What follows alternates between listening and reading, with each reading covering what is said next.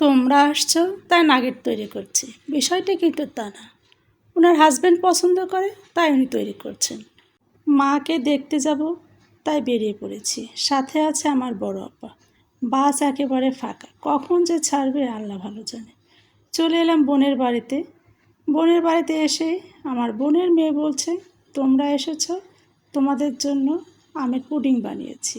বিষয়টা কিন্তু তা না, আগেই তো বললাম।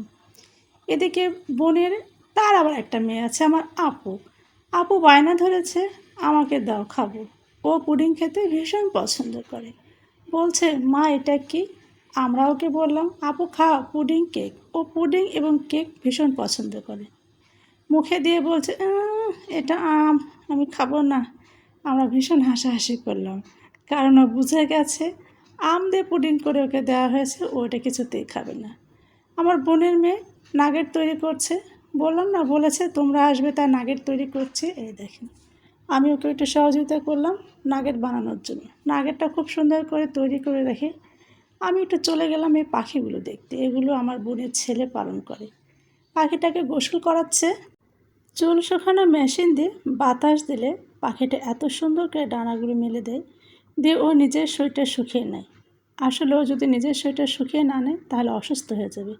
ওকে খুব সুন্দর করে ট্রেনিং দেওয়ানো হয়েছে, আর যেমন করে দেওয়া হয়েছে ঠিক তেমন করে ও কাজ করছে। ছাদে চলে এলাম। ছাদে চলে আসলে একটু ট্রেন দেখা যায়, ওই সময় ট্রেন চলে গেল। ট্রেন দেখতে বেশ ভালো লাগে। এদিকে আমার আপু ভিডিও কলে ওর বাবার সঙ্গে কথা বলছে, কিছুতেই কথা বলছে না। ওর মা ফোন সামনে নিয়ে ঘুরছে, কিন্তু তবুও কথা বলছে না। আসলে আমরা সকলে গেছি তো, আমাদের সঙ্গে আনন্দ করছে, এই নিয়েও ব্যস্ত। এই দেখেন, আমার বোনের ছেলে আবার কোয়েল পাখি পালন করছে, অনেকগুলো ডিম পাড়ছে।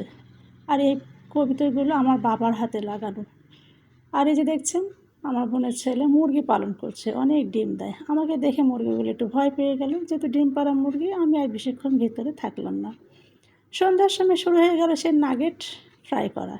আমার বোনের মেয়ে বসে পড়লো, আমাদেরকে সকলকে খাওয়াবে বলে নাগেট ভাজতে বসে পড়েছে। তার মেয়ে বায়না ধরেছে, আমি ভাজবো, আমি ভাজবো। আমার বোনের মেয়ে ভীষণ বুদ্ধিমান, বলে ভাজো। ভাজতে লাগাই দিল। কিছুক্ষণ পর একটু তেল ওর হাতে লাগলো, বাস অমনি উঠে গেল। আমার বোনের মেয়ে বলে, ভাজবি না? বলে, না আর ভাজবো না। ওর ভাজা শেষ। যাই হোক, সব কিছু ভাজলো, আমরা খাইলাম। কুরবানির পরে আমাদের বাড়িতে কেউ গেলে একটা পিঠা তৈরি করা হয়, ঝাল পিঠা, যাকে বলা হয় শামসা পিঠা। গরুর মাংস দিয়ে করা হয়, এটা ভীষণ ঐতিহ্যবাহী খাবার। সেটা করা হয়েছিল। এদিকে মামা ভাগ্নের খুনসুটি চলছে। আর আমি আপুকে বললাম, আপু দেখি তোমাকে একটা ভিডিও করি। ওকে যত স্বাভাবিক হতে বলা হচ্ছে তত ঢং করছে। হাসতে বললে মুখটা দেখেন কেমন করছে। ভালো থাকবেন সকলে, আল্লাহ হাফেজ।